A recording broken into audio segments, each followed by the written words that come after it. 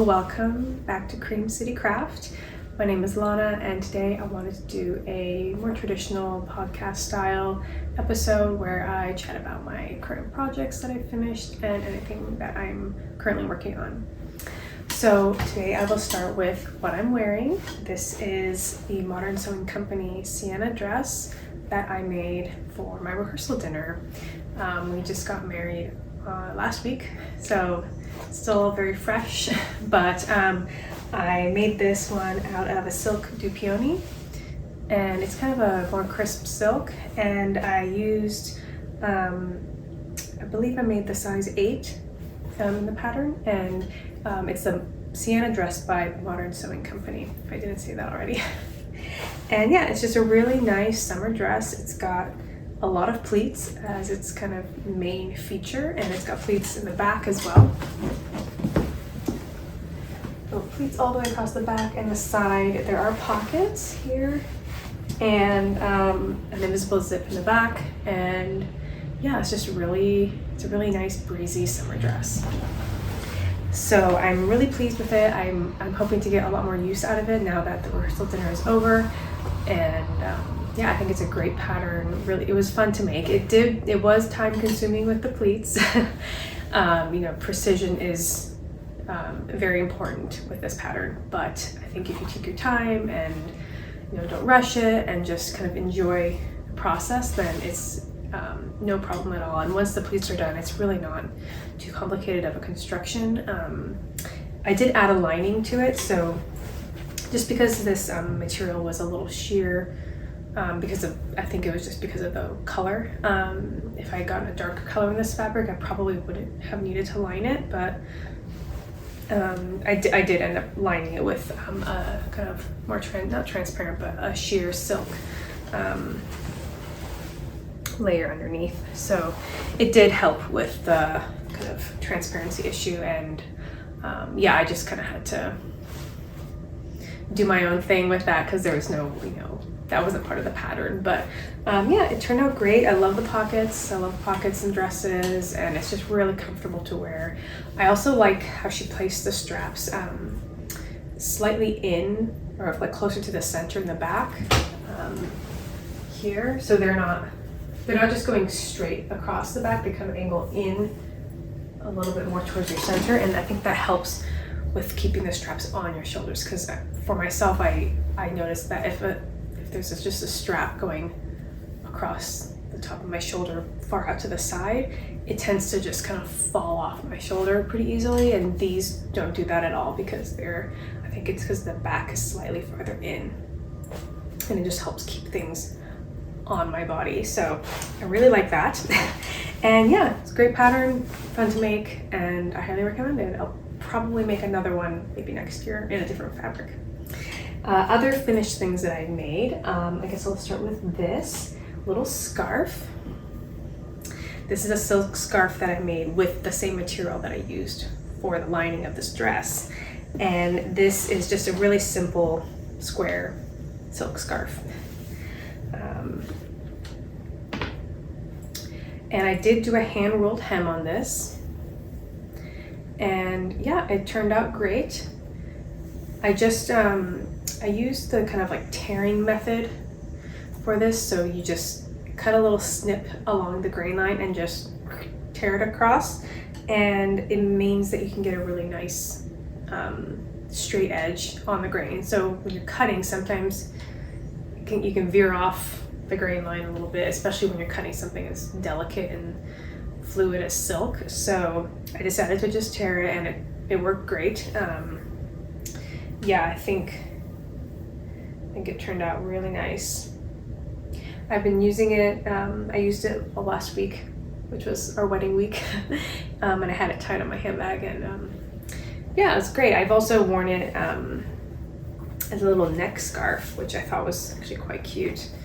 I just folded it up and then just kind of tied it around my neck.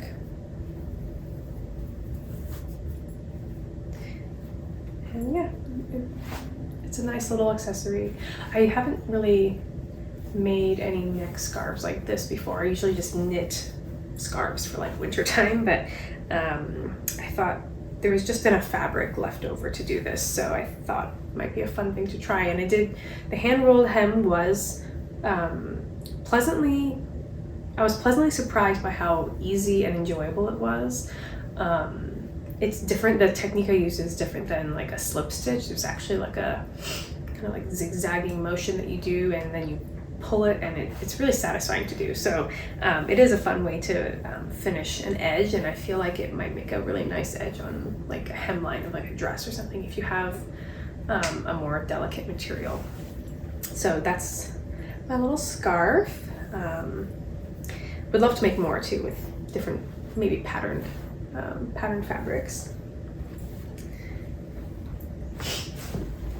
The last sewn item I have is a scrunchie. This is a scrunchie I made with some silk satin that I had used to make my sister's bridesmaids dresses. And I unfortunately don't have the dresses anymore because they wore them and now they have them. But I'll see if I can't insert some photos of them. But yes, I had lots of leftover scraps, so I thought I would make myself a nice scrunchie. And since I do have a lot of hair, it's quite long. It's like, it's substantial. I decided to make a large scrunchie. So this one is very large. I have a double elastic inside, and it's very stretchy. When I made the fabric to cut it out, I believe it measured 2 meters or 2 yards basically. So that gives you an idea of how long it was. I don't think typically when people make scrunchies, they make it that long, but I knew I wanted it to still have the scrunch even when it was stretched. So that there was enough material to like go all the way out. But yeah, it works great, and I wear it a lot when I'm going to bed to hold my hair up and keep it from getting tangled. But yeah, a nice, simple little project that you can get done in one day. Not many projects I am able to get done in one day. I don't know if I'm just a slow sewer or I just prefer to take my time, but rarely do I ever finish anything in a day or two or even like a weekend. It takes me much longer to make something, but a scrunchie I can manage. And then the last thing I have finished this summer is a tank top, a knitted tank top. This is the Sabai top, and this I made in Kemero's Love Tanned, which is 100% linen yarn, and it is a chainette yarn. And for me, that really helps because 100% plant-based fiber yarns tend to really irritate my hands if I knit with them too frequently, or if the gauge is too tight, or if it's just like complex, like, you know, if it's like really textured or something. But this, it was great for me. The yarn I think really helped. That chainette construction does add a little bit of give to the yarn strand, and that really made a big difference. I did do a couple modifications on this one. So I made the smallest size, but after I joined in the round, I added, I think, 4 stitches to either side under the arms because I wanted there to be a slight kind of like flare out along the waist. And I think I achieved that. I did have to kind of shorten the yoke depth a little bit because I am petite. And my gauge was a little loose, so I think I did it just a little bit, like 1/2 inch less. And yeah, I think it worked. Although the armholes and the neckline did come out quite large, so I had to go back and crochet a little bit underneath the armhole here on both sides and just across the back, which means that there's a bit of like a cowl swoop that happens in the front now, which is actually really nice and I think looks really elegant. Other than that, I did add some short rows in the back to make it a little longer. It's kind of hard to show without it on, but you can see here it's a slightly longer in the back than in the front, and I did that on purpose. I wanted there to be a little extra flow to this garment. I didn't want it just like kind of cropped like at my waist or even at my hips. I wanted that kind of like dropped waist silhouette. And yeah, it's great. I love that I can just throw it in the wash and don't have to like hand wash this.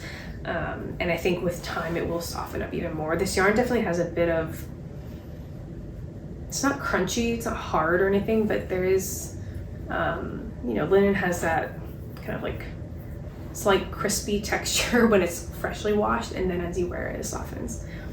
So yeah, it's a great pattern, really easy, great beginner pattern.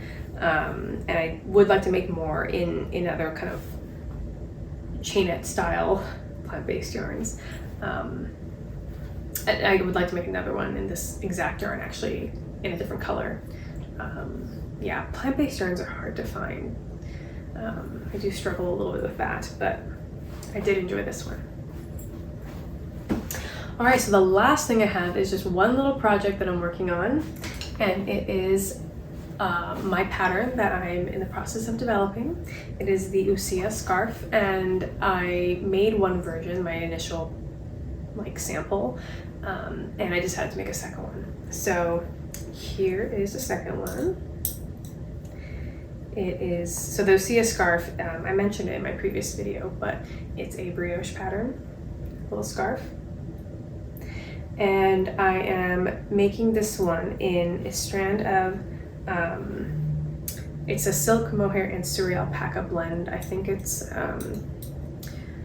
the brand is Uma, no, the yarn is called Uma and the brand is Amano, I believe.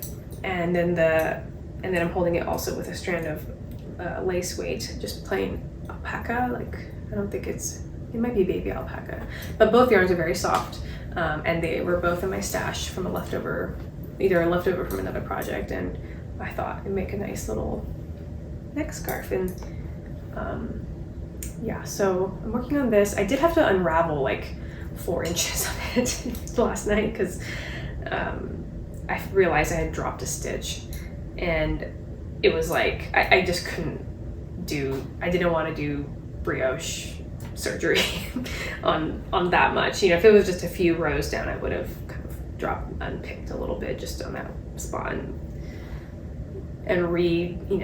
picked up that stitch. But I did not want to do it on like 4 inches. So I just put in I should have been putting in lifelines as well, but I just put in a needle. I used like a thin, I don't know, one size US 1 or whatever it is, 1.25 millimeter needle. The ones I use for socks, they're the skinny ones, the ChiaoGoo. I just put it across, and I did my best to go in a straight line, but it wasn't a straight line exactly, but it was good enough, and I just unraveled it down to that where I'd inserted that needle, and then I just kind of had to tidy up and kind of unpick by hand, go back a couple rows. So it wasn't too painful of a process. But I did lose a little bit of my work, but it's okay. I'd rather it be, I'd rather do it right. And this is such a easy pattern to knit on. It's not like complicated or anything. So yeah, but I do really want to get this pattern out soon.